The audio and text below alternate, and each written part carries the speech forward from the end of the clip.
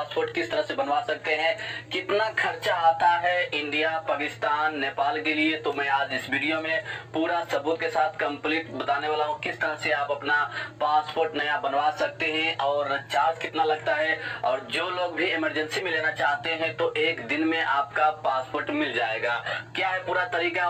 और जो लोग भी सऊदी अरब में नया पासपोर्ट बनवाते हैं वो लोग डायरेक्ट घर नहीं जा सकते हैं, छुट्टी जाना चाहते हैं, फाइनल एग्जिट जाना चाहते हैं, वो नहीं जा सकते हैं जब तक आप एक काम न करवा ले। तो चलिए मैं आपको दिखाता हूं पहले कितना चार्ज है, किस तरह से आपको नया पासपोर्ट बनवाना है इंडिया के लिए, पाकिस्तान के लिए और नेपाल के लिए। तो सबसे पहले मैं आपको बताना चाहूंगा, आपको पासपोर्ट बनाना है तो सबसे पहले आप लोग अपने एम्बेसी से बात करें, जैसा कि मैं आपको उनका नंबर भी शो करा देता हूं ताकि आपको आसानी से समझ में आ जाए। तो सबसे पहले मैं आपको बताना चाहूंगा, अगर आप लोग नेपाल का पासपोर्ट बनवाना चाहते हैं और दो कैटेगरी है, यानी आपका पासपोर्ट गुम हो गया है, गायब हो गया है या कंपनी रख लिया है, वो आप नहीं दे रहा है या आप कंपनी से भाग गए हैं, कहीं ट्रांसफर ले लिए हैं, क्योंकि ये पासपोर्ट जो बना है ना ये कंपनी नहीं दे रहा था और वहां से भागकर जब वो कंपनी ग्रुप लगा दिया तब जाकर जब ये ऑफर आया तो उसने ट्रांसफर ले लिया किसी जगह, उसके बाद ये पासपोर्ट बनाया है। इस पासपोर्ट का चार्ज अलग लगता है।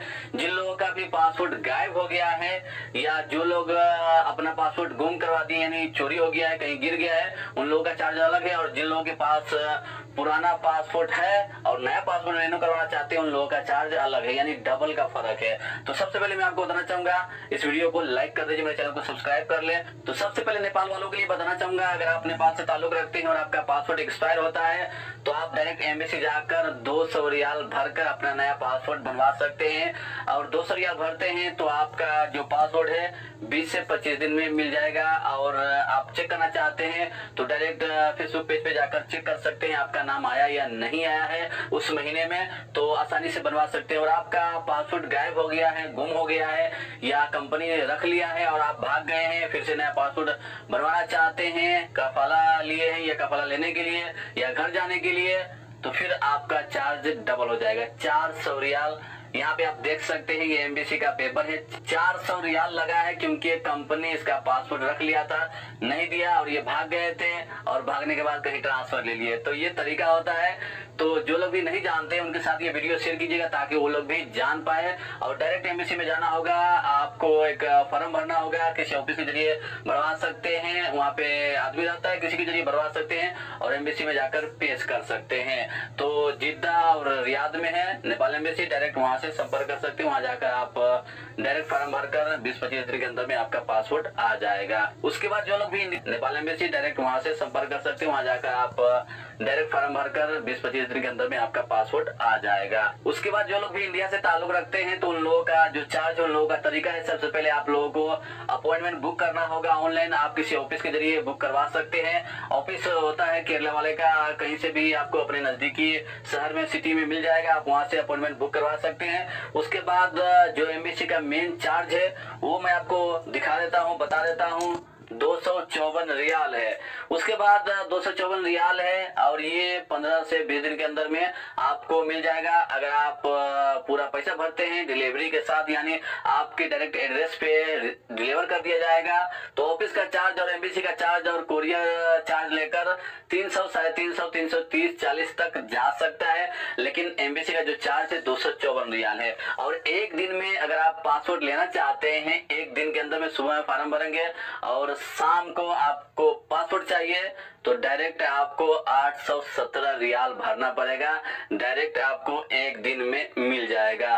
तो यहाँ पे काफी, यानी एक दिन का बता रहा है टाइम, लेकिन यहाँ पे तत्काल बता रहा है, तत्काल में अगर लेना चाहते हैं तो काफी लोगों को मिला है, एक दिन में कहा जाता है मिल जाता है, तो 817 रियाल भरना पड़ेगा। तो ये तरीका है। और जो लोग भी दलाल के जरिए, किसी एजेंट के जरिए बनवाते हैं तो उनका चार्ज थोड़ा बढ़ भी सकता है क्योंकि वो लोग भी पैसा लेता है, उसके बाद आपका चार्ज बढ़ सकता है, लेकिन एम्बेसी का चार्ज इतना ही है। उसके बाद जो लोग भी पाकिस्तान से ताल्लुक रखते हैं उन लोगों का चार्ज अलग है। यहाँ पे उन लोगों का जो कैटेगरी, यानी इंडिया पाकिस्तान के लिए जब पासपोर्ट बनता है तो 10 साल के लिए बनता है, 10 साल तक आपका पासपोर्ट वैलिड रहेगा। उसके बाद पाकिस्तान वालों के लिए दो ऑप्शन है, 5 साल के लिए और 10 साल के लिए।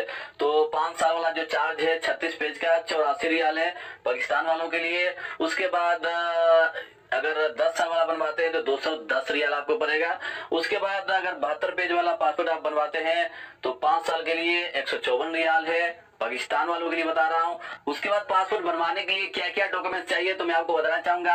अगर आप इंडिया से हैं तो आपका आधार कार्ड चलेगा, अगर आप नेपाल से हैं तो नागरिकता चलेगा, और आप पाकिस्तान से हैं तो जो शनाख्ती कार्ड है आपको पेश करना होगा। उसके बाद फोटो भी आपका लगेगा, आप फोटो लेकर जाए बेहतर रहेगा, नहीं तो वहाँ पे फोटो का चार्ज अलग से मारा जाएगा।